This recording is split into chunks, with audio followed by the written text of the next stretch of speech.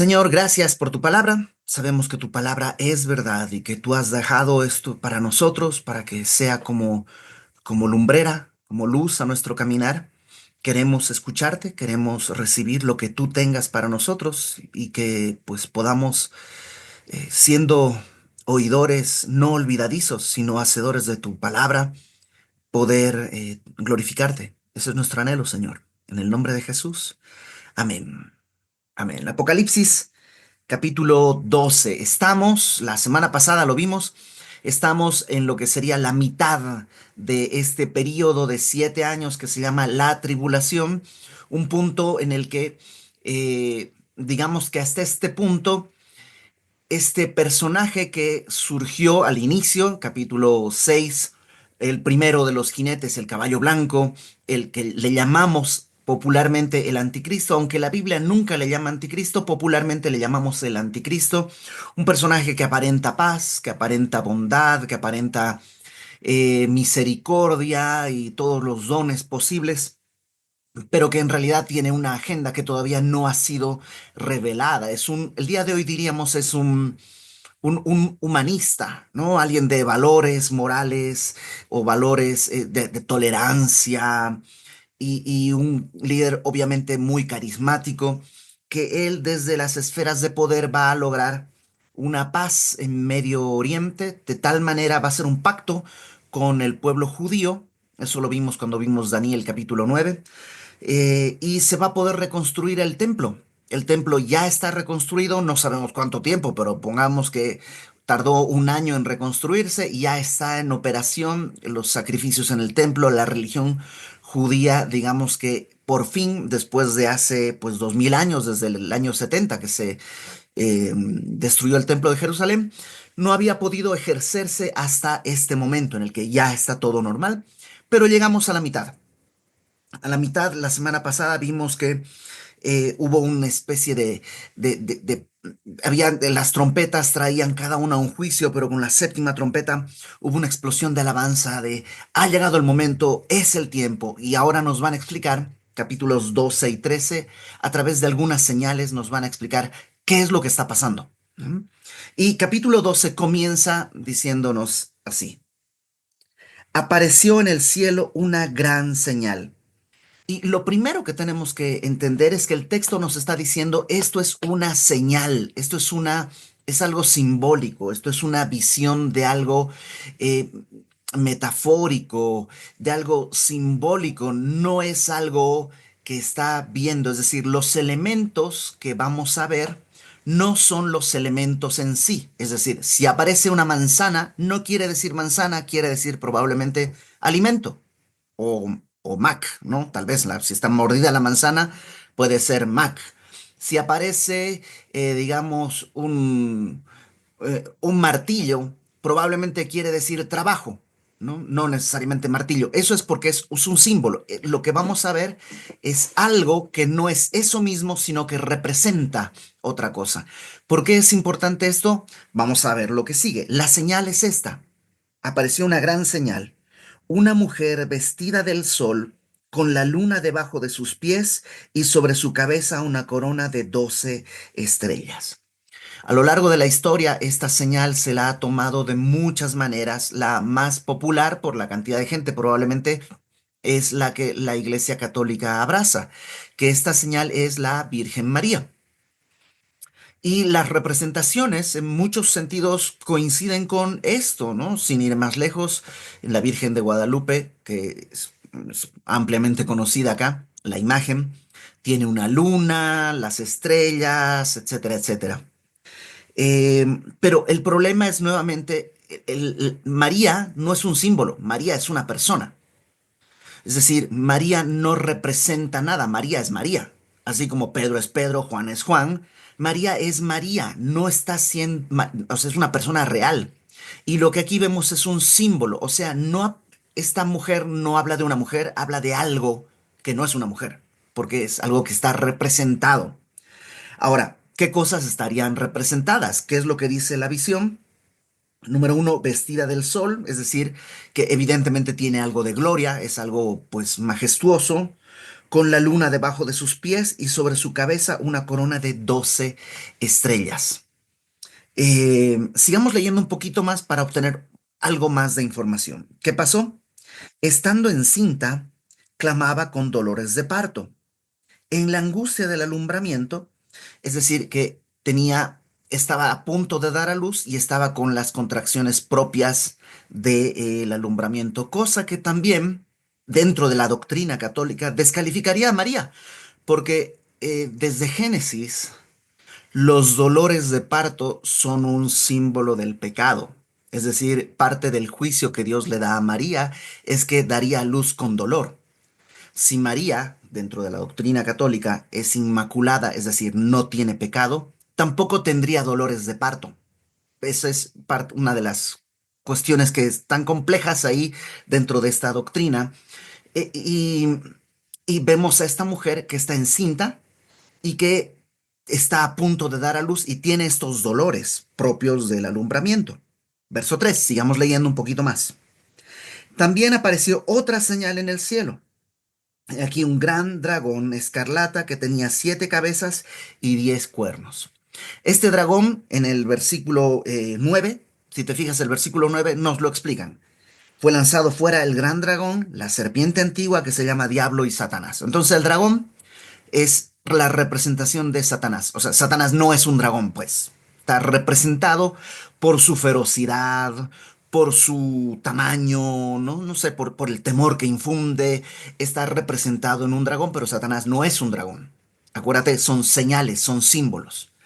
Tiene 7 cabezas, lo cual nuevamente el 7 en el libro de Apocalipsis en particular, en la Biblia en general, representa completo, representa plenitud, es decir, es el que tiene la autoridad en este momento, ¿no? El mundo está bajo el maligno, 7 cabezas, tiene la totalidad de la cabeza, es el que está en este momento gobernando el mundo y por eso el mundo está como está.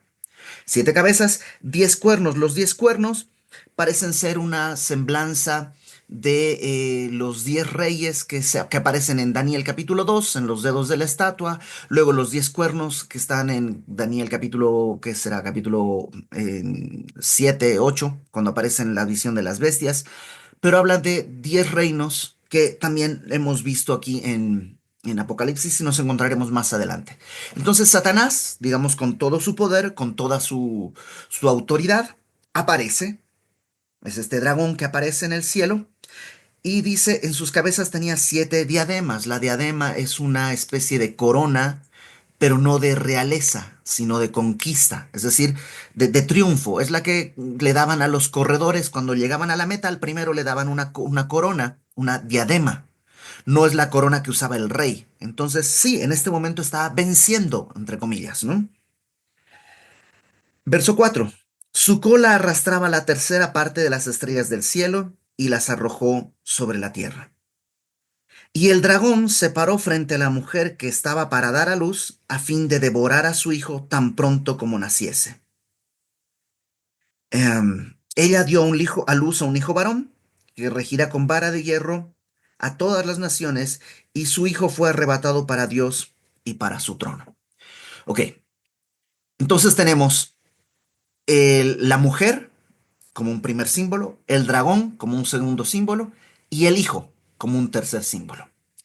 Del dragón, la Biblia misma nos dice que es Satanás. La mujer, te digo que hay toda una doctrina que interpreta que es María, porque además el hijo pareciera Jesús, porque dice que el hijo este que dio a luz, versículo 5, regirá con vara de hierro a todas las naciones. Y eso es una cita del Salmo 2, que es un salmo mesiánico, de cuando Cristo instaure su reino en la tierra, dice que Él, pídeme y te daré por herencia a todas las naciones, las regirás con vara de hierro, como vasija de alfarero las desmenuzarás. Es decir, es un pastor pero que no tiene una vara de palo, ¿no? De madera, normalmente tendría, sino una vara de hierro. Es decir, las varas de palo pues son irregulares, mientras que la vara de hierro es derecha, recta. Su justicia no tiene vericuetos, su justicia es perfecta. Eso es una vara de hierro para gobernar la tierra. Entonces, este hijo es Cristo. Parecería que sí, y por eso parecería que la mujer es María. ¿Cuáles son los problemas en esta interpretación? Número uno, eh, yo creo que el problema fundamental que yo encuentro, y que por supuesto todo el mundo tiene derecho a leer y tener otra interpretación, esto es lo que yo entiendo, es que al principio del libro, Jesús divide el libro en tres secciones. Número uno le dice, escribe las cosas que has visto, pasado, que es el capítulo uno, donde Juan vio a Cristo glorificado. Ustedes ya lo saben, lo hemos visto muchas veces esto. Segunda sección, escribe las cosas que son presente y el presente que hay en el presente, capítulos 2 y 3, la iglesia, 7 cartas a 7 iglesias que representan la totalidad de la historia de la iglesia. Y luego la tercera parte es las cosas que han de ser después de estas. ¿Después de qué? Después de la iglesia. Capítulos 4 en adelante, que es el futuro. Hoy estamos en el tiempo de la iglesia y habrá un día en que la iglesia ya no esté y estaremos en los capítulos 4 en adelante. El capítulo 4 vemos capítulos 4 y 5 la iglesia en el cielo adorando a Dios. Esto ya lo hemos visto muchas veces. Pregunta, ¿en qué sección está el capítulo 12? En la tercera sección, en el futuro. Por tanto, no puede estar hablando del nacimiento de Cristo porque el nacimiento de Cristo ya pasó. De hecho, la iglesia no existiría si no hubiera nacido Cristo. Entonces, no podemos estar hablando del nacimiento de Cristo como un evento que está en el futuro, en las cosas que vendrán después de la iglesia. Hay un contrasentido. No puede estar la iglesia primero, capítulos 2 y 3, y luego en el capítulo 12, el nacimiento de Cristo. No funciona así, la historia no es así, no funciona así. Entonces creo que ese es el primer argumento. Hay muchos otros más. Eh, María, fíjate en el versículo 6, la mujer huyó al desierto donde tiene preparado por Dios un lugar para que allí la sustenten por 1260 días. María no huyó al desierto en ningún momento. Algunas personas dicen que este dragón queriendo devorar al niño es cuando Herodes mandó a matar todos los niños menores de 2 años, ¿te acuerdas? Y que José y María tuvieron que huir a Egipto para proteger al niño, pero no estuvieron 1260 días, que son 3 años y medio. Entonces, yo creo que hay que hacer muchas marometas para poder acomodar esto. Hay una película que hace poco se estrenó que se llama, creo que Apocalipsis, ¿no? Una producción argentina, que la producción está muy buena, las ilustraciones, yo fui a verla al cine. Si tienes oportunidad de verla, no vayas. Por favor, desaprovéchala, no vale la pena.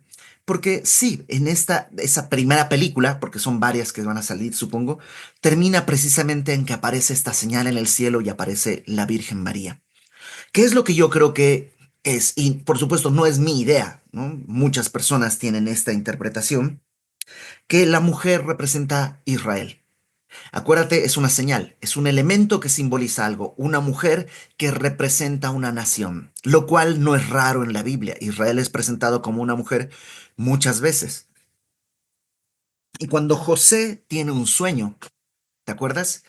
Hay un momento en que sueña que el sol y la luna y las estrellas se postran delante de él.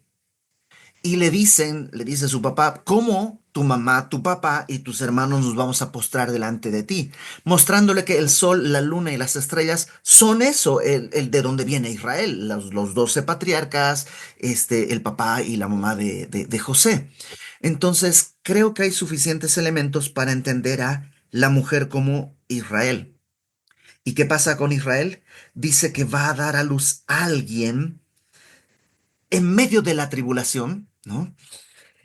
Y que el dragón va a perseguir, va a querer devorar. Versículo 4, el dragón se paró frente a la mujer que estaba para dar a luz a fin de devorar a su hijo tan pronto como naciese. Tenemos que ahora entender quién es el hijo. Si Israel es la mujer, el hijo, muchos todavía insisten que es Jesús. ¿Será cierto? Por el asunto de la cronología que vimos del capítulo, que el bosquejo que Cristo le da a Juan, yo creo que no, pero veamos un argumento más.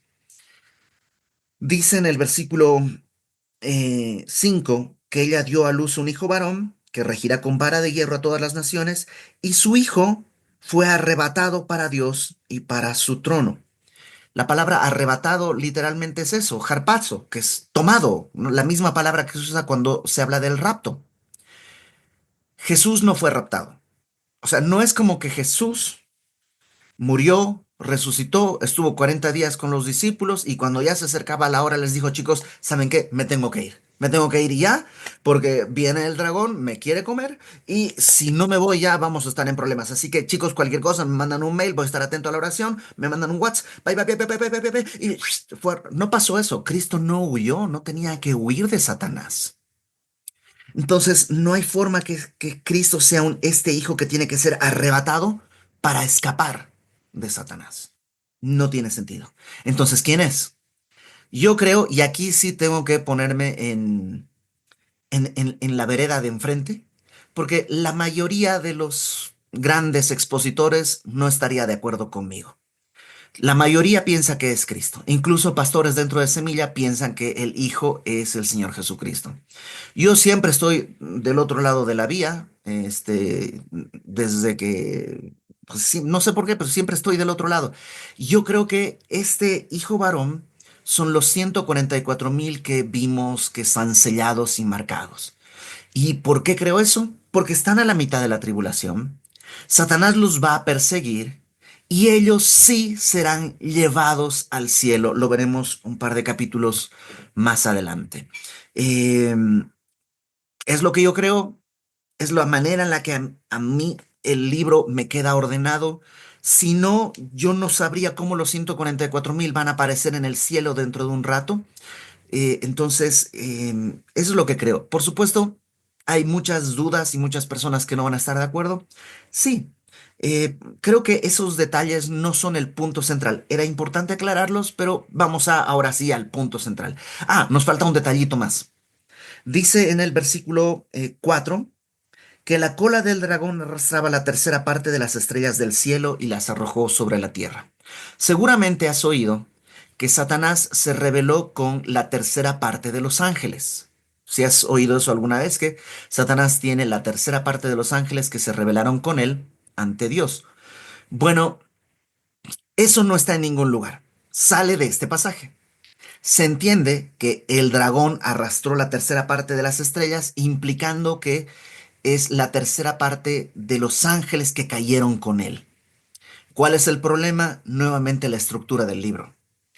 Si Satanás se reveló incluso antes de la creación del hombre, no en el capítulo 12 que está en el futuro de lo que el día de hoy estamos viviendo. Es decir, estaríamos mezclando, es como viajar, es como que volver al futuro, o sea, es mucho viaje en el pasado futuro y a mí me confunde. Yo veo el capítulo 12 justo después del capítulo 11 y antes del capítulo 13. Es la manera en la que yo lo entiendo. Por tanto, Satanás ya se reveló. Si se reveló con la tercera parte, con la cuarta parte, con un sexto, con un séptimo y punto cuatro, eso no lo sé.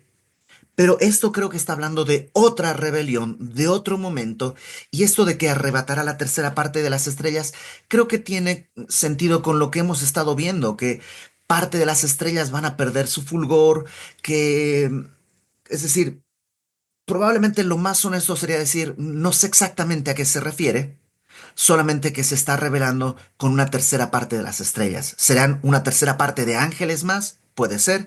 ¿Serán la luminosidad de las estrellas? Puede ser. ¿Pueden ser cuerpos celestes que serán caídos a la tierra? Puede ser. Pero yo no entiendo como esto una narración de la rebelión primigenia de Satanás en algún momento antes de la creación del hombre. Entonces, dicho todo esto, ahora sí, regresemos desde el principio para ver qué es lo que dice el texto. Y si hay dudas, ya saben, al final de la reunión lo vamos a platicar en corto, ¿no? Capítulo 12, versículo 1 dice, apareció en el cielo una gran señal, un símbolo, una mujer vestida de sol con la luna debajo de sus pies y sobre su cabeza una corona de 12 estrellas. Yo creo que es Israel. Estamos a la mitad. Hasta este punto el anticristo ha sido favorable al pueblo, le ha permitido edificar su trono, tiene un pacto con Israel. Pero ¿qué pasa a la mitad? Estando encinta, clamaba la mujer con dolores de parto, en la angustia del alumbramiento. También apareció otra señal en el cielo, y aquí un gran dragón escarlata que tenía 7 cabezas y 10 cuernos, su poder en la tierra, y en sus cabezas 7 diademas, y su cola arrastraba la tercera parte de las estrellas del cielo y las arrojó sobre la tierra. Y el dragón se paró frente a la mujer que estaba para dar a luz a fin de devorar a su hijo tan pronto como naciese. Y yo creo los 144,000 que ya vimos que están sellados y que ahora el anticristo va a perseguir, porque estos 144,000 son judíos, acuérdate, 12,000 de cada tribu, ya lo vimos hace algunos meses, y son, digamos, 144,000 Billy Graham, son predicadores que además están sellados, nada les puede pasar.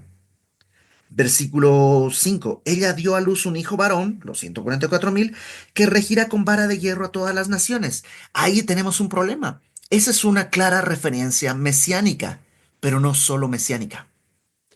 Hay una de las iglesias, te la dejo de tarea, una de las iglesias de capítulos 4 y 5 a la que Dios le promete esto: te sentarás conmigo en mi trono y regirás las naciones con vara de hierro. O sea, sí, Cristo lo va a hacer, pero no solo Cristo.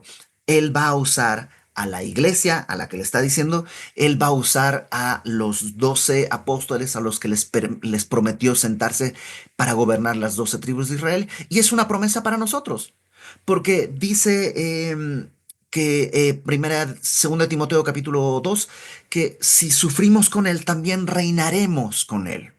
El día de hoy, nuestra vara de justicia sería toda chueca, porque somos criaturas caídas, pero con un cuerpo glorificado, cuando Él venga a instaurar su reino, no habrá pecado en nosotros, y entonces sí podremos juzgar con su justicia, con su ley, con la vara que Él tiene. Entonces, sí, creo que es una promesa para los 144,000 que dice: su hijo fue arrebatado para Dios y para su trono. Todo esto no está sucediendo, va a suceder más adelante. Este es solo el símbolo, es como ¿cómo le llaman en el cine cuando hacen su storyboard? Como los dibujitos para saber dónde poner las cámaras, cómo va a quedar la película, una cosa así. Dios nos está mostrando cómo va a ser la película. Verso 6. La mujer huyó al desierto, donde tiene lugar preparado por Dios para que la sustenten por 1260 días. 1260 días son 3 años y medio, que sería lo que queda a partir de este momento, que estamos a la mitad. Israel tiene que soportar la persecución 3 años y medio más, porque son 7 los de esta era que hemos estado hablando. Entonces la mujer dice: huirá al desierto para que sea allí sustentada por 1260 días. ¿A qué se refiere el desierto? Bueno, desde Jerusalén puedes huir a dos lugares: hacia el mar Mediterráneo o hacia el desierto. Entonces huye hacia allá. Algunas personas, por un pasaje que está en Isaías, consideran que la huida sería hacia la ciudad de Sela o Petra, que está en el territorio de Edom. Y probablemente sea cierto, no lo sabemos. Em, Esta fue una teoría muy popular en los 60s, 70s, y muchos norteamericanos, hubo equipos de iglesias americanas que fueron hacia Petra, toda esta zona, que Petra es una ciudad que seguramente has visto en películas, es una ciudad excavada en la roca, y fueron llevando como porciones del Evangelio, porque había la idea que esto va a suceder ya, y entonces en cualquier momento iba a venir el rapto, en cualquier momento va a pasar todo esto, y los judíos huirían hacia Petra, y ahí enterraron o escondieron en distintos lugares pedazos del Evangelio con porciones subrayadas para que los judíos que lleguen ahí sepan un poco qué es lo que va a pasar. ¿Será así? No lo sé. No lo sé. Acuérdate, todo esto sigue siendo simbólico. Huir al desierto puede ser que va a ser un tiempo difícil, que va a tener que huir, pero va a ser un momento difícil. Versículo 7.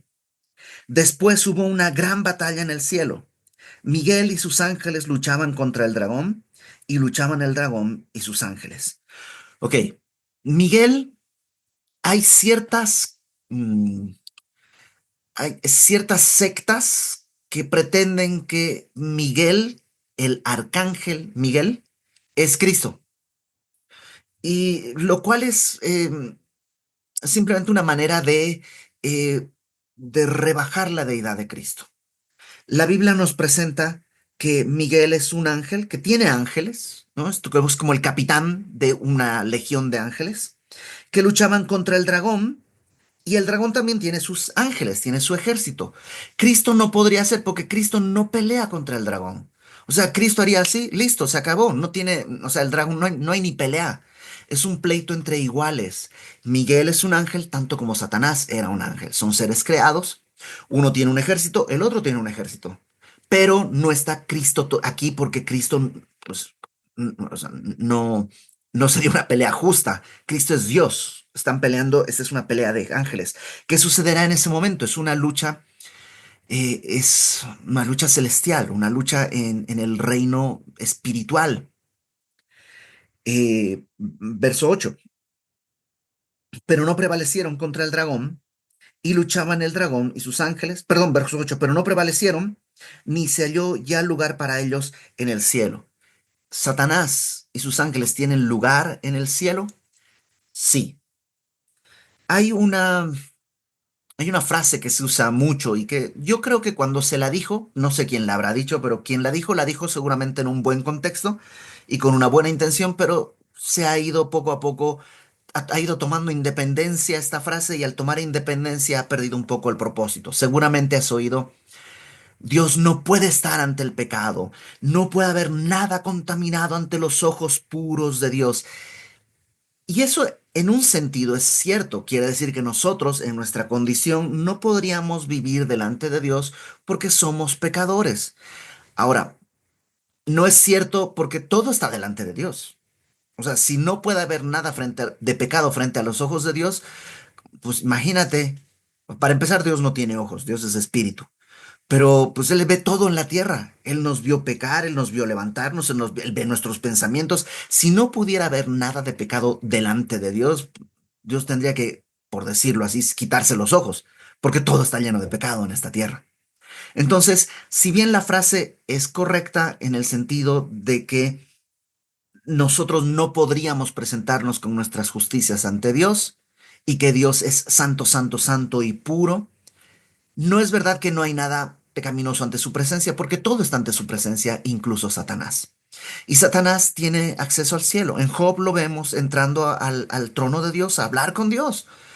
Y el día de hoy es el acusador y tiene acceso al trono y tiene acceso para acusarnos. ¿Y sabes qué? Tiene la razón cuando nos acusa. Cuando se para delante de Dios y dice, mira lo que hizo Ibert, tiene razón. Mira lo que está haciendo, tiene razón. Es el acusador. Por supuesto, Satanás no es omnipresente, no está en todas partes, pero tiene pues un ejército que está por todas partes.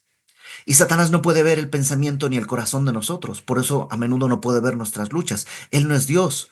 Él no ve que nosotros cuando nacimos de nuevo tenemos una lucha que Pablo dice, miserable de mí, ¿quién me librará de este cuerpo de muerte? Porque lo que quiero hacer no puedo y lo que no quiero hacer, eso hago. Y todos hemos experimentado esas luchas, pero Satanás no ve, él solo ve nuestras acciones.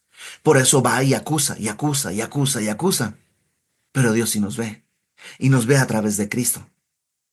Pero la acusación está ahí. Entonces Satanás tiene acceso hasta el capítulo 12.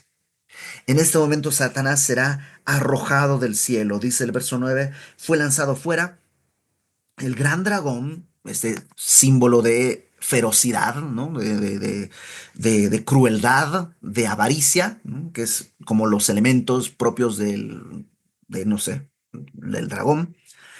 La serpiente antigua, que es una referencia al Génesis, el que sedujo a Adán y Eva para rebelarse contra Dios. Y luego, para que quede claro, nos dice que se llama diablo, que quiere decir calumniador, mentiroso, ¿no? Y Satanás, que quiere decir adversario, el cual engaña al mundo entero. Y dice, fue arrojado a la tierra y sus ángeles fueron arrojados con él. Satanás, digamos que tiene eh, tres caídas.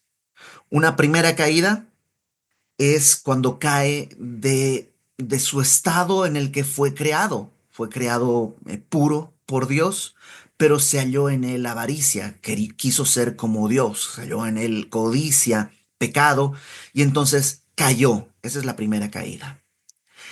Y ha vivido en ese estado caído tratando de destruir la gloria de Dios. O sea, tú y yo no valemos ni un cacahuate delante de Satanás. No es que nos toma importancia, nosotros no valemos nada. Lo que pasa es que tú y yo portamos la imagen de Dios, y el destruir, el ver que el ser humano se comporta como un animal, como si fuera parte de la creación animal, como perros, como eso, ¿no? Brutales, sanguinarios, que así como pues, los animales quieren aparearse y pues lo único que cuenta es un instinto, y así el hombre, Satanás lo engaña para que se comporte de esa manera, está destruyendo la imagen gloriosa que Dios quiso poner en el hombre. Entonces, ha estado en ese estado, esa es su primera caída. La segunda caída es esta, del capítulo 12, cuando ya no tendrá acceso al cielo. Y vamos a ver ahorita que dice, sabe que le queda poco tiempo. Y habrá una tercera caída cuando sea arrojado directamente al lago de fuego, donde estará por la eternidad, y ya entonces ya no podrá hacer ninguna cosa. Entonces estamos en esta segunda caída, y dice versículo 10. Entonces oí una gran voz del cielo que decía, ahora ha venido la salvación, el poder y el reino de nuestro Dios y la autoridad de su Cristo, porque ha sido lanzado fuera el acusador de nuestros hermanos, el que los acusaba delante de nuestro Dios día y noche. En el cielo se escucha una voz que dice, ha venido la salvación, ¿no? Porque ten en cuenta, Satanás tenía acceso al cielo, ¿y a qué iba? ¿A visitar? No, a acusar, acusar, acusar, acusar. Y dice, ha venido la salvación, el poder y el reino de nuestro Dios y la autoridad de su Cristo. Cristo siempre ha tenido la autoridad para hacer esto, pero está esperando el tiempo y el momento que está establecido. Y entonces ya llegó. O sea, no es como que no podía antes, es que ahora llegó el momento con toda su autoridad. Ha sido lanzado fuera el acusador de nuestros hermanos. O sea que los que están en el cielo, el que está diciendo esto es hombre. ¿Quién será? No sabemos, la Biblia no nos dice, porque dice nuestros hermanos. Algunos piensan que puede ser Jesucristo hablando, porque Cristo, dice el escritor de Hebreos, no se avergüenza de llamarse hermano de nosotros. Algunos dicen que puede ser la iglesia, que ahorita ya fue llevada al cielo, está en el cielo adorando a Dios, ya los vimos capítulo 4 y 5. A lo mejor ellos dicen el acusador que acusa a nuestros hermanos, que ha vencido, que los acusaba día y noche, verso 11. Ellos le han vencido por medio de la sangre del cordero y de la palabra del testimonio de ello, y menospreciaron sus vidas hasta la muerte. Los hermanos, ¿sabes cómo le han vencido? Y está hablando de manera particular a los que han muerto en la tribulación, pero de manera general, ¿sabes qué? Es una forma en la que los cristianos podemos vencer. Y esto es revelador porque la Biblia dice que nosotros podemos vencer, que nosotros, dice Romanos 8, somos más que vencedores, que hay una manera en la que no tenemos que vivir derrotados, que no tenemos que vivir eh, en estado de derrota, como si Satanás tuviera todavía el gobierno sobre nosotros, en este estado incluso. Nosotros le pertenecemos al Señor. ¿Y sabes cómo se puede vencer? Dice, número uno, por medio de la sangre del Cordero. No en el sentido, digamos,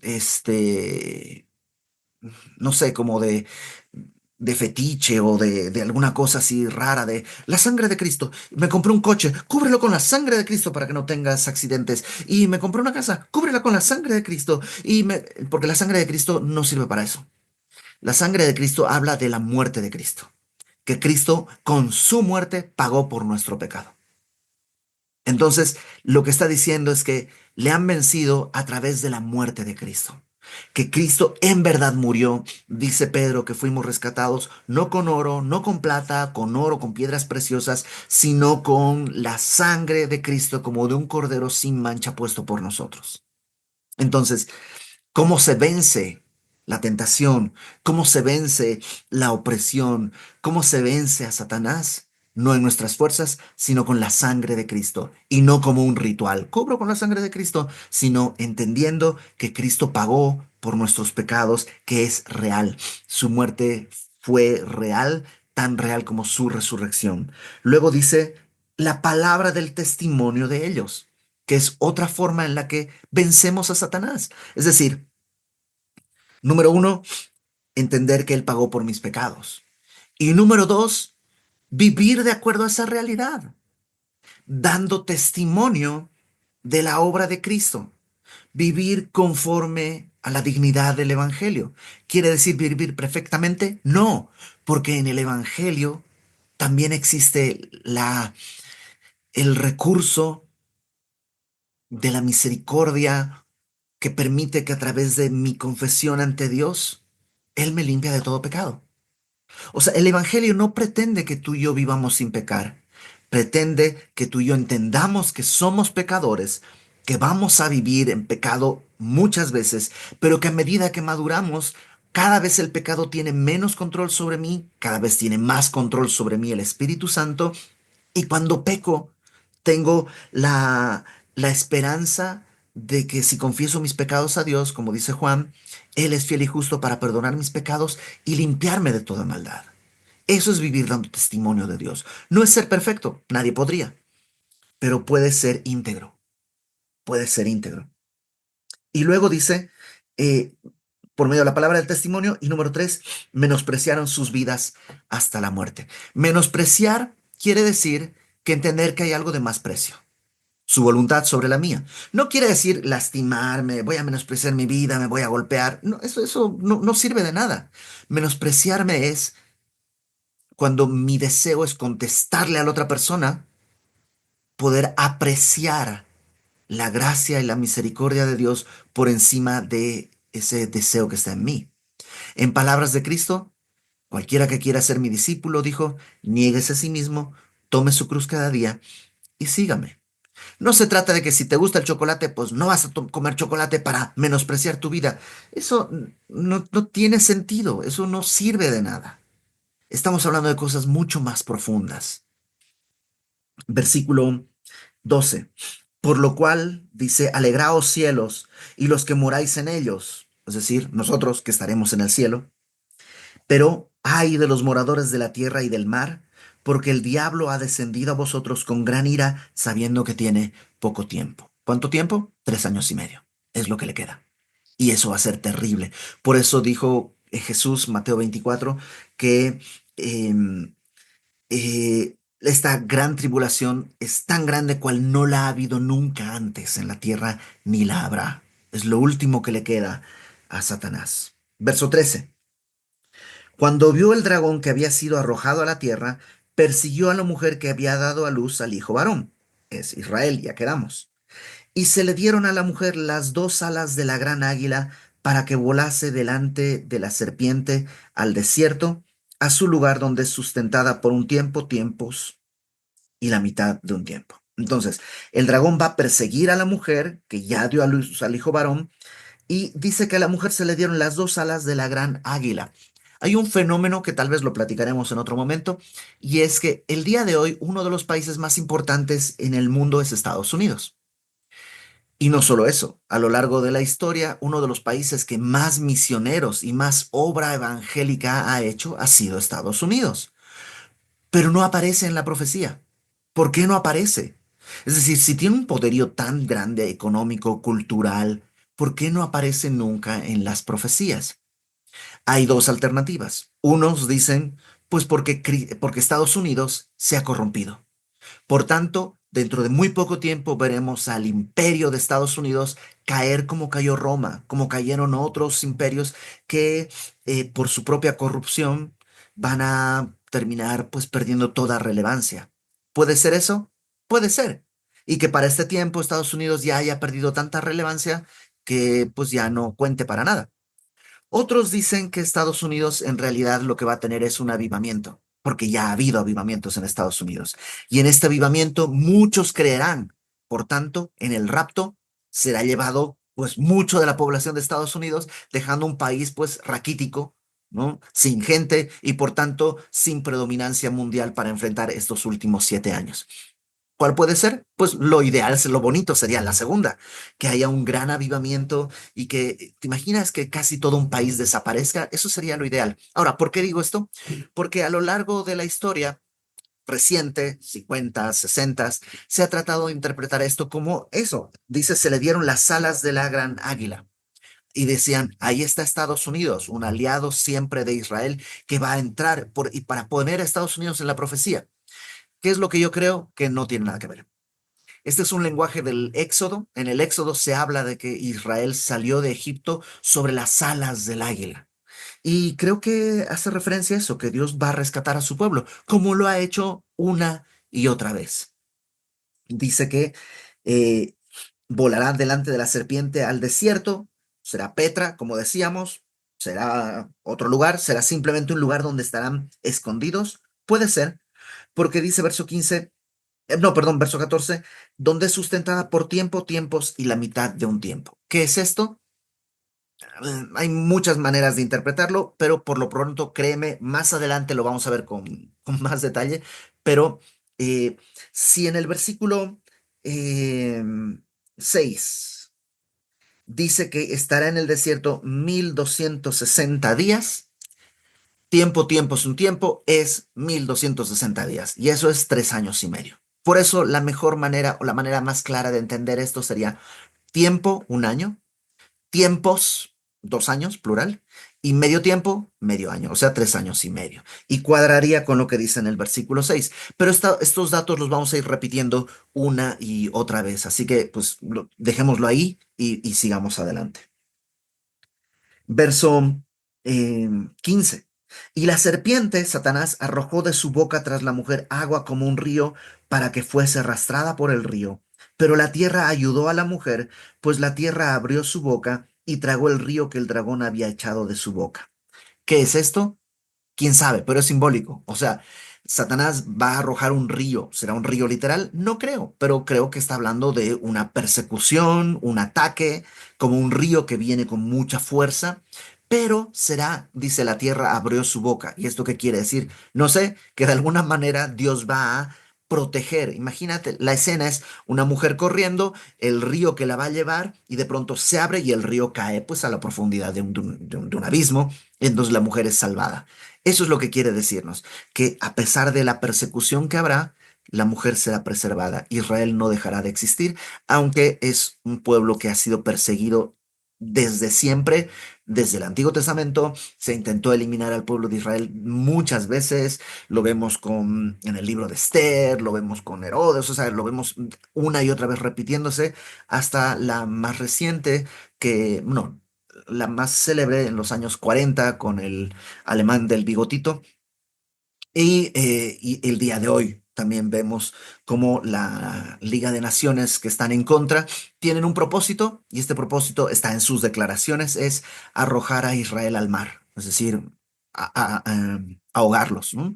Curiosamente, es con un río con que quiere el dragón arrastrar y ahogar a la mujer.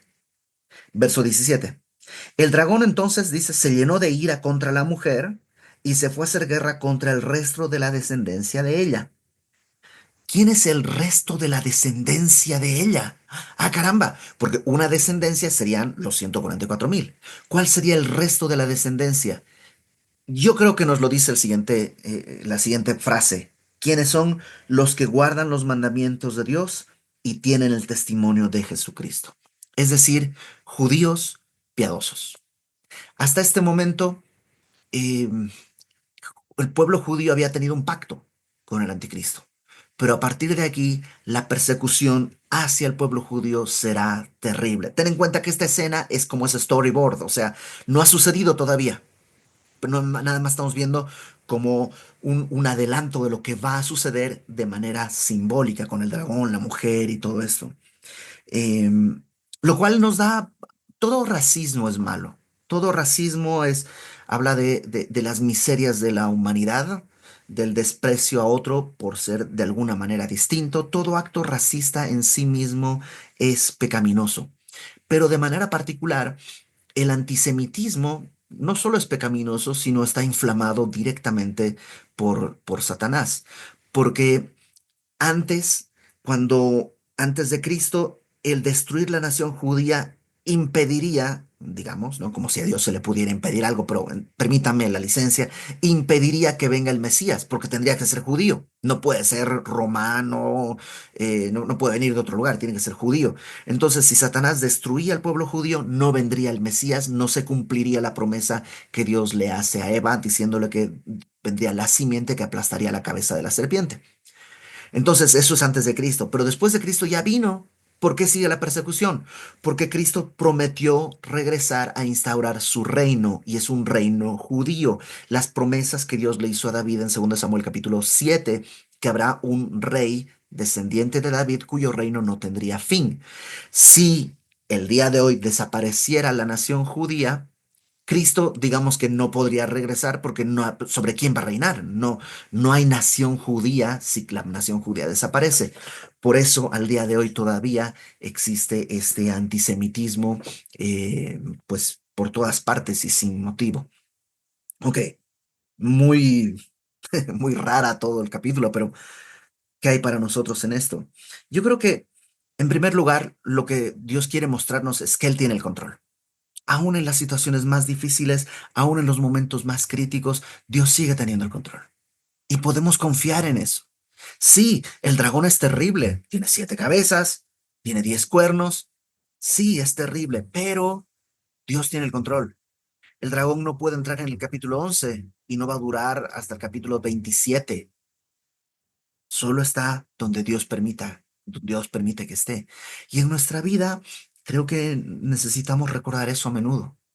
Número dos, creo que en esta guerra que hay una guerra espiritual, es real, es cierta. Satanás está como un león rugiente buscando a quien devorar. Satanás quiere comerse a tus hijos. Satanás quiere destruir tu matrimonio. Satanás quiere destruir todo lo que tú haces. ¿Por qué?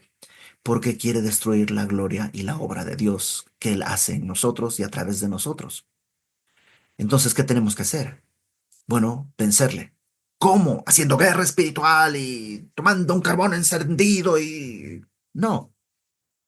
Número uno, recordando que se le vence con la sangre de Cristo. Yo no hice nada. Cristo pagó por mis pecados. Entonces, cuando viene con la tentación a pedirte algo y a reclamarte algo, tú puedes decirle, mira, habla con mi dueño. Yo tengo poco que decir. Habla con Cristo. Él responde por mí. Yo soy suyo. Él me compró. No tengo por qué estar entrando en pleito, ni tengo por qué convencerle a Satanás que deje de molestarme. Lo único que tengo que hacer es recordar que Cristo es el que me compró con su sangre y me ha hecho suyo. Soy parte de su pueblo, soy suyo y le pertenezco. Y Él da la cara por mí. Número dos, dar mi testimonio. Vivir de una manera congruente a lo que acabo de decir. Porque si Cristo es mi dueño, qué absurdo que yo quiera vivir bajo mis propias reglas, bajo mi propia norma, bajo mi propia voluntad. Pues entonces soy mío, no soy de Cristo.